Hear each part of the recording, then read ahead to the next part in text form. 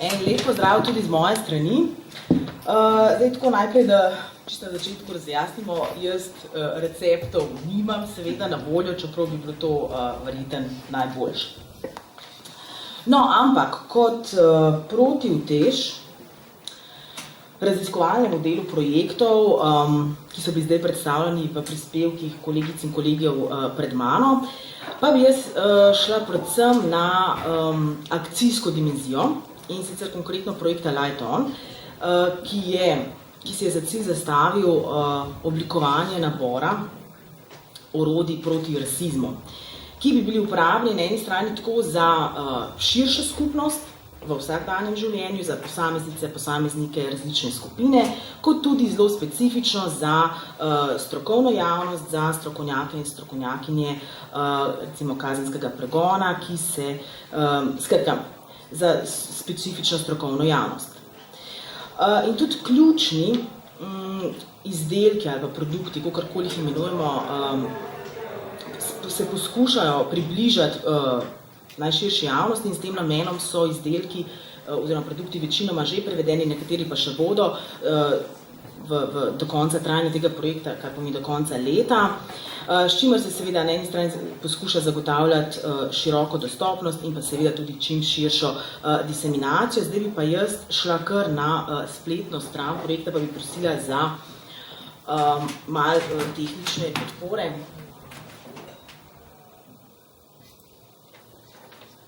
Super, to je to. To je to? Ne, moramo še pripraviti. Ne, ja.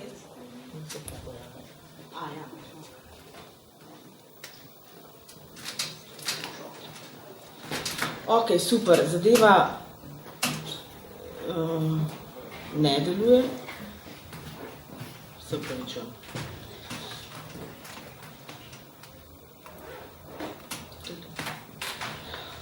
Ok, najprej bom šla res čisto na kratko, ker je vse skupaj že kar dolg časa traja. Mogoče bi šla najprej na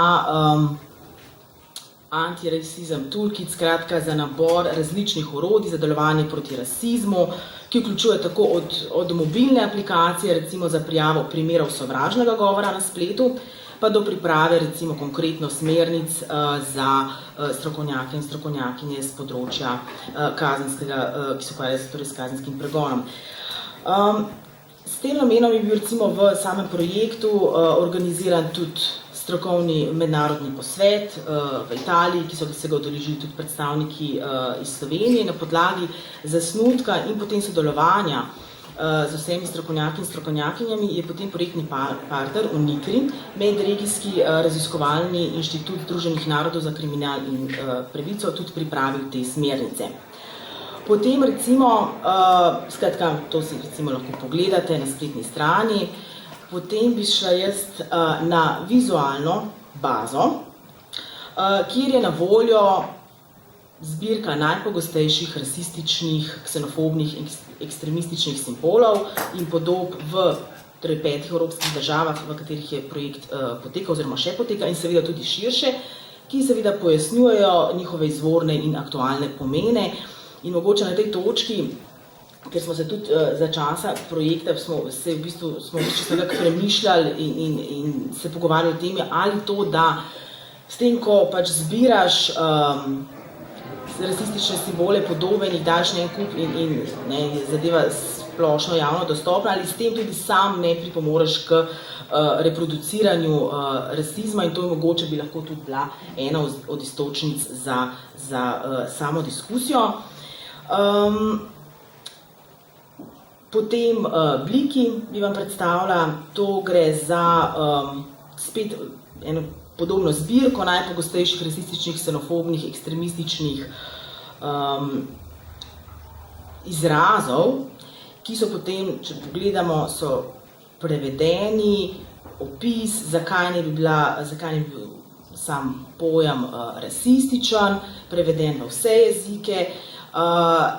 To je zdaj v tej fazi začetni, so prispevali članice in člani projektne skupine.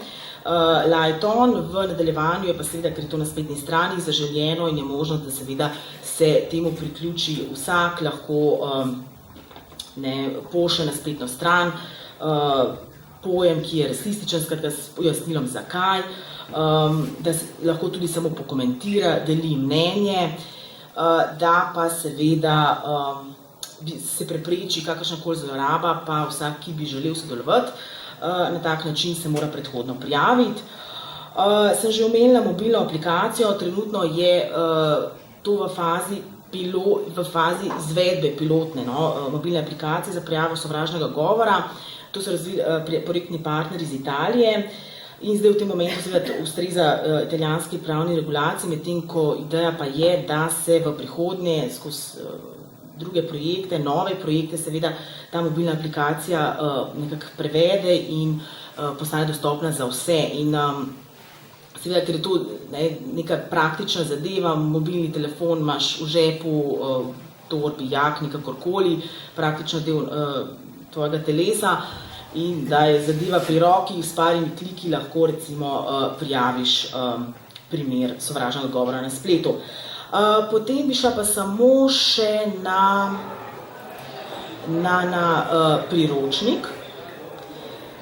Na priročnik Prepoznaj rasizem na spletu, tudi preveden v slovenščino. Tukaj gre pa predvsem za podporo pri prepoznavanju rasizma, naslavlja pa predvsem mlade seveda, ki so zelo pogosti uporabniki spleta in družbenih omrežij, kot neka podpora, pomoč, kako delovati proti razširjenim praksam sovražnega govora na spletu in seveda z nekim ključnim sporočilom ali pa opozorilom na to, da lahko v bistvu vsak izmed nas s svojim delovanjem v vsakdanjem življenju prispeva proti rasizmu, proti sovražnemu govoru in diskriminaciji. In to je bilo nekako tudi vodilo pri videoprodukciji, ki je nastala v okviru projekta Light On, kar bo tudi v nadaljevanju bomo predstavili, se bomo lahko pogledali in tudi predebatirali. Tako jaz bi se na tej točki ustavila.